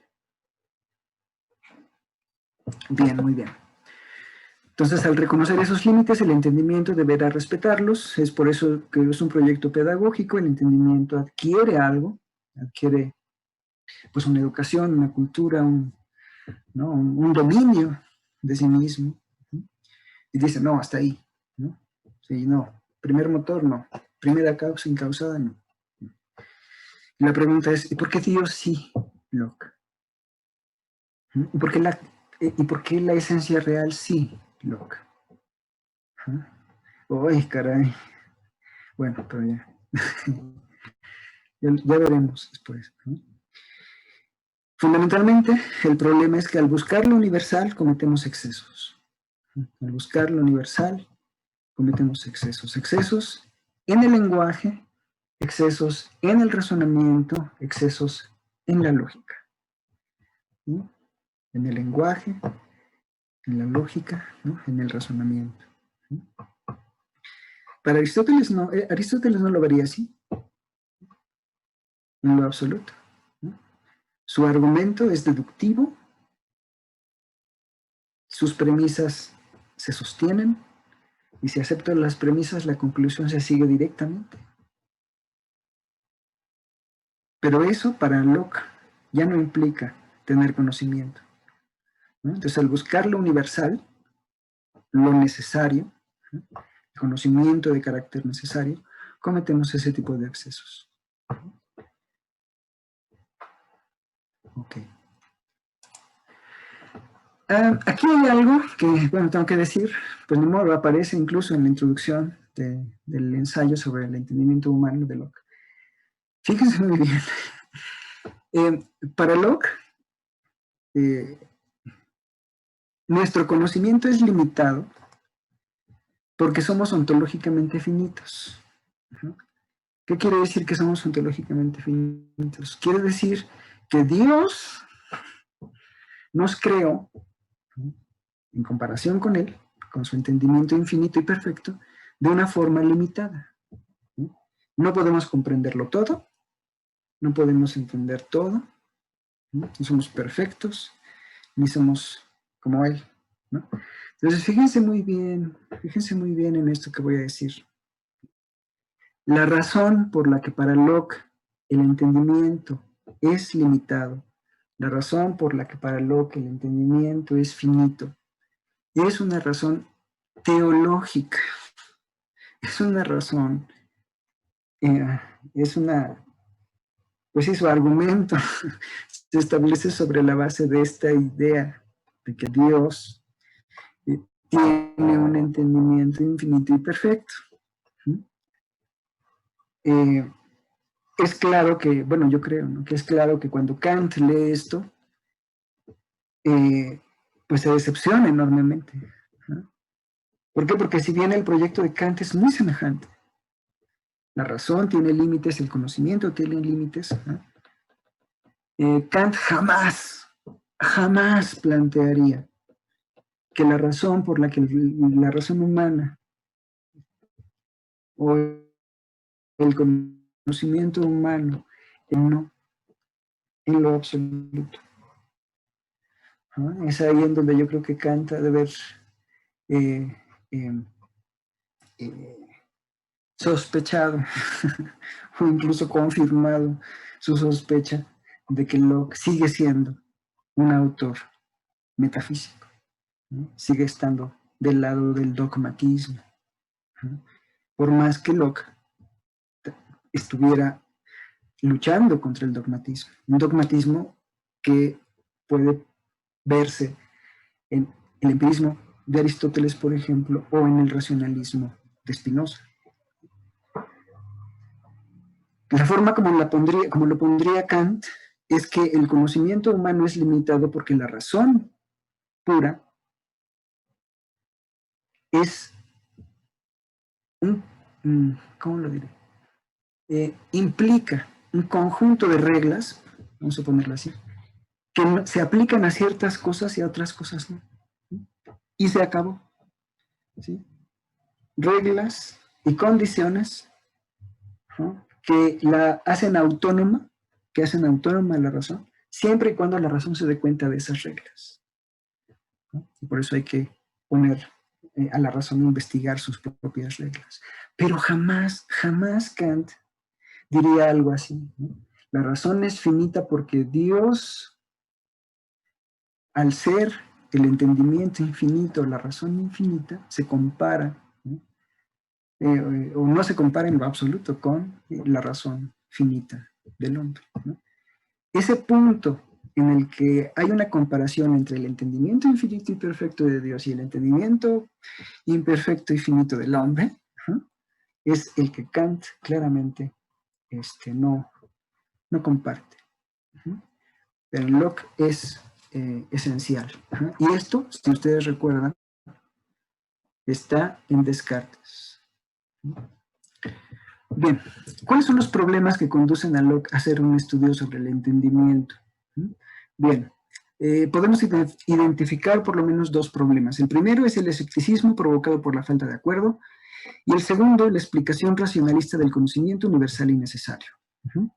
El escepticismo provocado por la falta de acuerdo, ese que percibió Locke cuando estaba con sus amigos discutiendo sobre un tema y no podían ponerse de acuerdo, y él dijo, bueno, pues es que a lo mejor el objeto del tema está más allá de nuestro entendimiento. Y la segunda tiene que ver con algo que no acepta del racionalismo de Descartes. Realmente parece que Locke sí es muy cercano, ¿no? Parece que sí realmente Locke conoce muy bien a Descartes, como probablemente Spinoza lo conoció muy bien, ¿no? Su filosofía. Pero si hay algo que Spinoza no aceptaba, ¿se acuerdan? ¿No? Si hay algo que Spinoza no aceptaba de Descartes, es la idea de que el cogito es el primer principio, debe ser Dios, y que el método es simplemente una herramienta que se puede encender y apagar, ¿no? O sea, utilizar, ¿no? El método debe ser la estructura de la sustancia, ¿no? Bueno, si hay algo que Locke no acepta de Descartes, ¿no? Si pensamos que Locke es hasta cierto punto un cartesiano, ¿no? un autor que simpatiza con Descartes, aquello en lo que sí se distingue completamente es en la idea de que hay contenidos proposicionales en la mente humana desde el nacimiento, que hay ideas innatas. Ideas innatas. ¿Qué son las ideas innatas? Las ideas innatas son proposiciones, son leyes, son principios. ¿Ah? Los principios de las matemáticas, los axiomas de la geometría, los principales principios los principales principios morales están en nuestra mente desde el nacimiento, ¿no? Solo que no nos damos cuenta de ello, ¿no? Los principios de la lógica, ¿no? Están ahí en nuestra mente, ¿no? Son contenidos proposicionales, son juicios, ¿no? Están ahí, pero no nos damos cuenta de que están ahí, ¿no? Eso es lo que dice a grandes rasgos el innatismo, ¿no? ¿Dónde lo encontramos? Lo encontramos en Descartes, ¿no? Cuando habla del cogito, cuando habla de la idea de Dios, cuando habla de la idea de extensión, ¿no? Todas esas ideas son ideas innatas. ¿Y por qué son ideas innatas? Porque son universales y necesarias, ¿sí? Son universales y necesarias. ¿Cómo puedo explicar que son universales y necesarias? Diría Descartes, ¿no? Están en todos, ¿no? En todos los seres humanos. La idea del espacio, ¿no? La idea de cosa, la idea de Dios, ¿no? Diría, bueno, pues no puede provenir de la experiencia, ¿no? Si proveniera de la experiencia, eso significaría que no es una idea necesaria. Entonces, la única forma de explicar que son ideas ahí en nuestra mente, la única forma de explicar que son ideas necesarias y universales es que nacimos con ellas. Son ideas innatas. Eso diría Descartes, ¿no? En Spinoza son las ideas verdaderas, ¿no? Aquellas que son indudables, que no se pueden poner en duda, ¿no? Por supuesto, ¿no? Está el cogito, Dios, todo eso, pero son aquellas ideas que se soportan o que se sostienen con base en el principio de contradicción, ¿no? Con base en el principio de no contradicción, ¿no? Si las pienso de otra manera, caigo en contradicción, ¿no? Entonces, esas no pueden provenir de la experiencia. Y si no pueden provenir de la experiencia, entonces son innatas, ¿no? Están aquí, en nuestra mente, desde el nacimiento. Bueno, Locke, ¿no? Hemos hablado hasta ahorita, ¿no? En esto, ay caray, es súper tarde. Hemos hablado hasta ahorita por lo menos de A, ¿sí? De cuál es el problema A, ¿no? El escepticismo provocado por la falta de acuerdo. Pero no hemos hablado nada acerca de B, ¿no? Bueno, hemos dicho muy poquito. No es que no haya dicho nada, pero sí he dicho muy poquito. Lo que voy a decir es lo siguiente. A Locke le parece una teoría metafísica. Le parece una teoría ad hoc. Le parece eliminable. Y el reto es el siguiente. Si Locke puede explicar el conocimiento universal y necesario, si puede dar una explicación, una teoría del conocimiento universal y necesario, sin recurrir al innatismo, entonces el innatismo pueden hacerlo así bolita y tirarlo a la basura. Señor Descartes, señor Spinoza y después señor Leibniz. Leibniz escribe 15 años después, 15 o 14, bueno, entre 14 y 15 años después, un libro que responde las preocupaciones de Locke, ¿no? Un libro que contraargumenta, ¿no? Que tiene que haber innatismo, prácticamente va argumento por argumento, ¿no? En el primer capítulo del ensayo sobre el entendimiento humano, Locke intenta mostrar de diversas formas por qué la teoría del innatismo es mala, ¿no? Porque es prescindible, ¿no? Y Leibniz, ¿no? 14 años después, 15 años después, publica un libro en donde intenta mostrar que sí, ¿no? Que sí se requiere. ¿Cómo se llama ese libro? No hace falta mucha imaginación para adivinarlo. Nuevos ensayos sobre el entendimiento humano. El estudio de Locke se llama Ensayos sobre el entendimiento humano y el de Leibniz, Nuevos ensayos sobre el entendimiento humano. En la siguiente clase, yo espero inmediatamente entrar a ver estos argumentos. Veremos cómo argumenta Locke en contra del innatismo y cómo Leibniz contraargumenta a favor del innatismo. Y honestamente, no lo vamos a ver ahora porque ya no hay tiempo, honestamente considero, y bueno, no solo yo, ¿no? Es una discusión actual, pero se considera que los argumentos de Leibniz son poderosísimos, son contundentes y tienen, cuando lo veamos en la próxima clase, tienen, ¿cómo les diré? Conforman la base de un argumento que posteriormente Kant utilizará para su trabajo, para la crítica de la razón. En fin, pero lo vamos a ver la próxima. Ok, a ver, entonces voy a continuar con unas diapositivas hasta donde el tiempo me dé. Creo que me quedan como escasamente 10 minutos, pero aquí voy. Bien, el primer problema, ya hemos hablado sobre esto, ¿no? El escepticismo. El escepticismo se ve favorecido por el mal uso y abuso de ciertos términos ambiguos y carentes de base empírica, ¿no? El ejemplo que he dado hasta ahora, primer motor inmóvil, primera causa incausada. Si quieren ustedes también podrían pensar en los objetos que van hacia su lugar natural, ¿no? La búsqueda de su lugar natural, en Aristóteles, ¿no? ¿Sí? Que conducen al entorpecimiento y obstaculización de la discusión científica. ¿Cuál es el problema de fondo? Como ya dije, la falta de acuerdo. Conocer los límites del entendimiento es una manera de combatir el escepticismo, ¿sí? Porque tenemos pues, los marcos, de acuerdo, los márgenes, de acuerdo con los cuales yo puedo decir algo con sentido y con significado teórico. De eso se trata.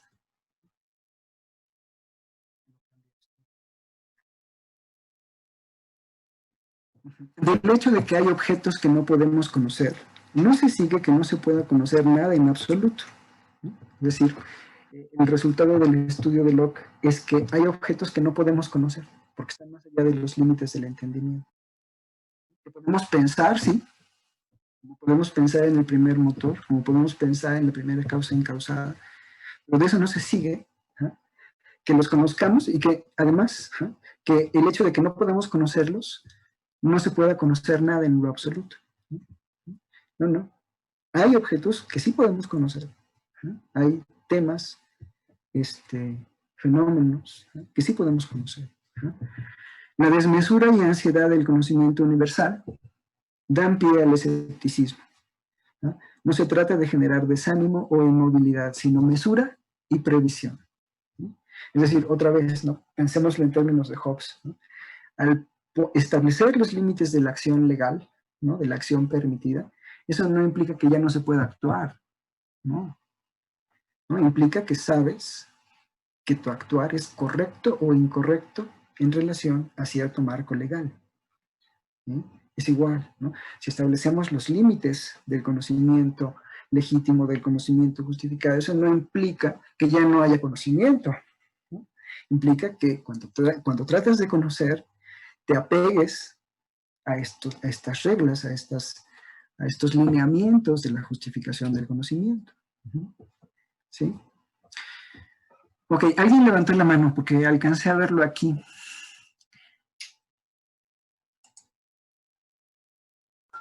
Fui yo.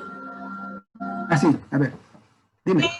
No entiendo, bueno, no es que no entiendo, o sea, si no entiendo cómo puedes como conocer una parte de algo, nada más. O sea, porque por ejemplo, si, o sea, como si esos objetos que no podemos conocer están relacionados de alguna manera con los que supuestamente sí podemos conocer, no significa en realidad como que no los podemos conocer. Ese sería el argumento del escéptico, ¿no? Ese sería justamente el argumento del escéptico. Ajá. Lo que probablemente Locke te diría es que el hecho de que haya objetos que no podamos conocer, ¿sí?, no implica que no podemos conocer otro tipo de objetos. ¿Ah? Lo que creo que tú dices es, de alguna forma, si hay, a ver, vamos a poner este ejemplo, ¿no? Otra vez, el ejemplo del primer motor. La teoría del primer motor, por decirlo así, complementa o completa o explica de forma lógica, muy bonito, por cierto, o sea, muy seductor, de una forma muy seductora, explica el movimiento universal, ¿no? Bueno, el movimiento de la sublunar, ¿no? Sublunar, de la luna para abajo, ¿no? Perfecto, ¿no? Tú dirías así, se completa, por decirlo así, lo fenoménico y lo no fenoménico. Tengo un conocimiento de los fenómenos y al mismo tiempo también de algo no fenoménico, ¿no? Conozco lo absoluto, no nada más lo relativo. Los fenómenos son lo relativo a mí, sino que también conozco lo que es independiente de mí, lo absoluto. El primer motor sería lo absoluto, lo incondicionado y lo indeterminado. ¡Wow! Maravilloso. ¿Cuál es el problema, dirías tú? Bueno, el problema es que Locke nos dice, no se puede conocer esas cosas. ¿Sí? Si bien las podemos pensar, no las podemos conocer. No son objeto de conocimiento científico.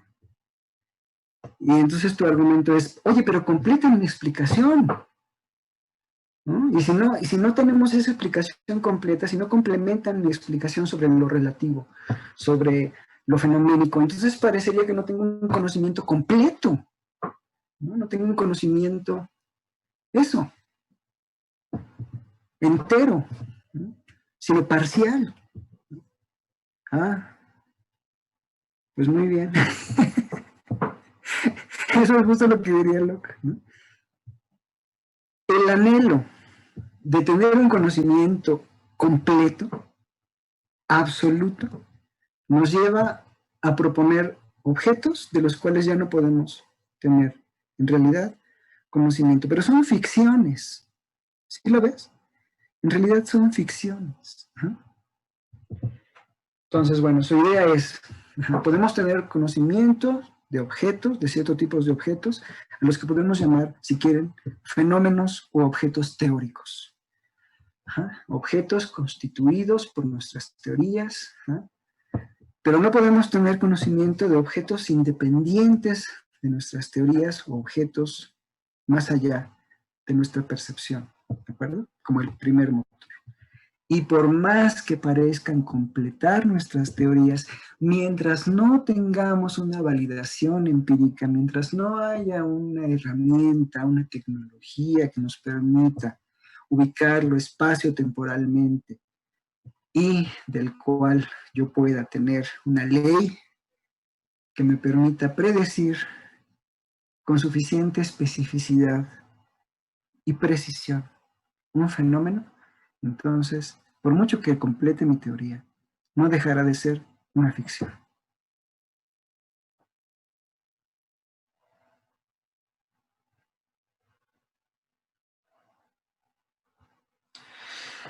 A lo que se refiere Locke es hacia esa idea como de ser precavidos, ¿no? Tener cuidado teóricamente, epistemológicamente, con lo que se plantea. ¿Sí se ve? ¿Sí? Probablemente Aristóteles estaría muy enojado de algo así, diría, yo no fui descuidado, mi argumento está muy bien. Es un argumento sólido, ¿no? Y pervivió, sobrevivió toda la Edad Media. Sin embargo, creo yo que Locke pensaría que se seguiría estableciendo lo siguiente, vamos a plantearlo así, ¿no?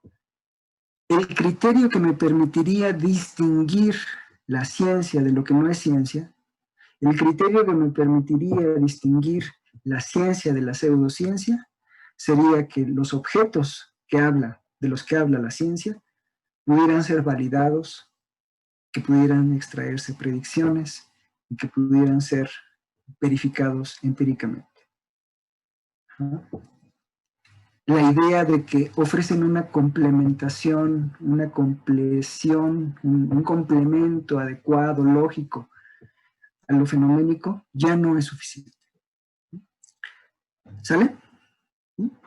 Se requiere de algo más, ¿no? Se requiere de algo más. Y ese algo más es la verificación o la validación empírica. ¿Ok?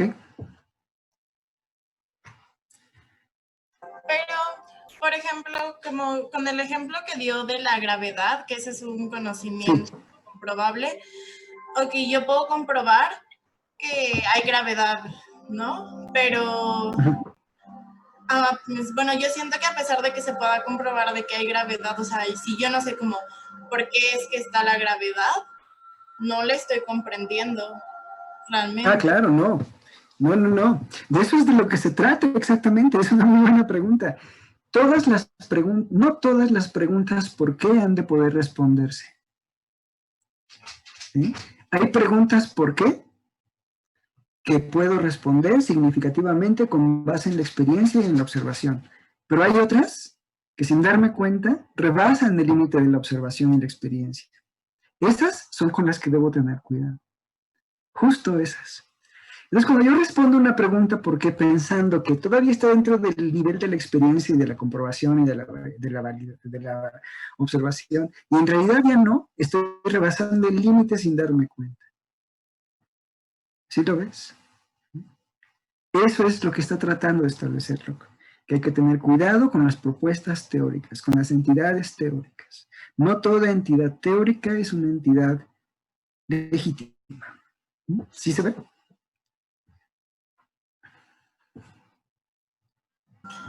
O sea, creo que sí lo entiendo, pero creo que no estoy muy de acuerdo con lo que Locke piensa. Creo que ese es el problema. Ajá.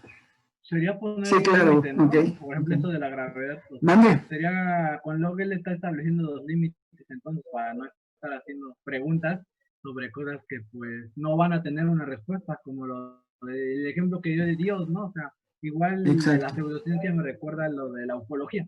La ufología se considera una pseudociencia porque todavía no hay algo que demuestre que realmente existe todo esto. Ahí se consideraría pseudociencia. Ok. Y mientras no se compruebe, bueno, su estatus como ciencia estará en entredicho, ¿no? Y de lo que se trata no es como de, bueno, Locke lo que intenta hacer es mostrar cuáles son, en cierto modo, por qué podemos confiar en una teoría como la de Newton y no en una teoría como la de Aristóteles. ¿Cuáles serían los criterios que nos permitirían distinguir una de la otra? ¿Sí? Ya para la época de Locke, plantear que el primer motor inmóvil era un objeto de la ciencia no venía al caso. Pero sí la gravitación universal, sí la ley de la gravitación universal. La pregunta es, ¿y por qué? Y la respuesta, ya se las di. He tratado de decirlo desde hace un rato, ¿no? ¿Sí? Hay varios criterios. Bueno, muy bien. Oigan, ya son las 6, un poquito más de las 6. Bueno, en realidad me faltaban unas 10 diapositivas todavía. Creo que voy muy lento.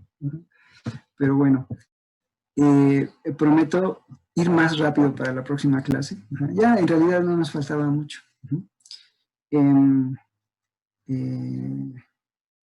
Bueno, el problema es que nos estamos atrasando. Yo diría que para la siguiente empiezo directamente otra vez con Locke, donde me quedé. Vamos a suspender por un momento los repasos de clase y voy a tratar de avanzar firmemente en las diapositivas que tengo ahorita y en los argumentos en contra del innatismo y a favor del innatismo de Leibniz para evaluarlos la próxima. ¿Ah? Les encargo, por favor, que lean para la siguiente clase. Ahora sí hagan su reporte de lectura acerca de los grados de conocimiento de Locke. Intuitivo, demostrativo y probable. Eso algo va a ser muy importante, ¿no? Entonces, bueno, ahora sí para la siguiente. Era para ahora, pero como yo voy un poco atrasado, y lo dejamos para la otra, para el jueves de la semana que entra. Pero ahora sí háganlo, por favor, lean el capítulo correspondiente y hagan su reporte. ¿Ah? Se trata únicamente de explicar la diferencia entre conocimiento intuitivo, demostrativo y probable. ¿Okay? ¿Sí? Que son las distinciones que hace Locke de conocimiento. Y seguiremos con esto, ¿no? Seguiremos con esto, con esta discusión, ¿no? Es un empirismo duro, es un empirismo fuerte, radical, ¿no? Y a lo mejor algunos de ustedes que ya están repitiendo de otras, la forma fundamental de plantear las cosas está presente, va a estar presente después en el positivismo lógico. Claro. Entonces, bueno, con eso los dejo, ¿no? Pues nos vemos la próxima. Ojalá hubiera terminado, pero ya no me da tiempo. Y nos vemos la próxima semana. Hasta luego, profe.